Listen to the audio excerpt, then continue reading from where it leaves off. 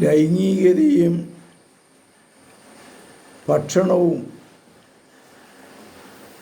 മനുഷ്യൻ്റെ ബേസിക്കായിട്ടുള്ള ഇൻസ്റ്റിങ്ക്റ്റാണ്.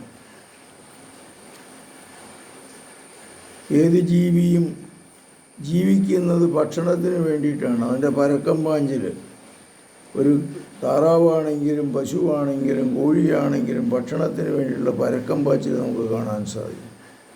മനുഷ്യനും ഭക്ഷണത്തിന് വേണ്ടി എല്ലാം ചെയ്യും. അതുപോലെ തന്നെയാണ് ലൈംഗിക ചിന്ത.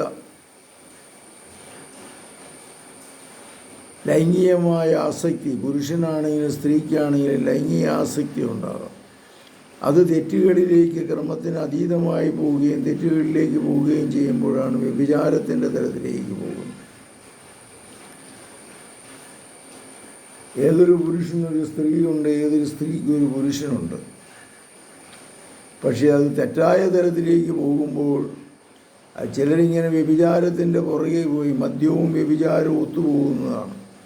ഈ തിന്മയിലേക്ക് പോകുന്ന ഒരു പൈശാചിക ബന്ധനമാണ്. തന്നെ നിയന്ത്രിക്കാൻ പറ്റാതെ കൊണ്ട് ഒരുത്തൻ എന്നോട് പറഞ്ഞത്, അമ്മ മരിച്ചു കിടക്കുക, അന്നേരവും ഞാൻ പോയി വ്യഭിചാരം ചെയ്തു.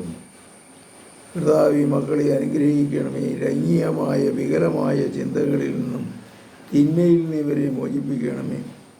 ഈ ആസക്തിയിൽ നിന്ന് ഇവരെ മോചിപ്പിച്ച് പുതിയൊരു ജീവിതം നയിക്കുവാൻ ഇവരെ ശക്തിപ്പെടുത്തണമേ. നമ്മുടെ കർത്താവ് ഈശോമിശിഹായുടെ കൃപയും പിതാവായ ദൈവത്തിൻ്റെ സ്നേഹവും പരിശുദ്ധാത്മാവിൻ്റെ സംസർഗവും നിങ്ങളോടുകൂടി ഉണ്ടായിരിക്കട്ടെ, ഇപ്പോഴും എപ്പോഴും എന്നേക്കും. ആമേൻ. ഈശോമിശിഹായ്ക്കും സ്തുതിയായിരിക്കും.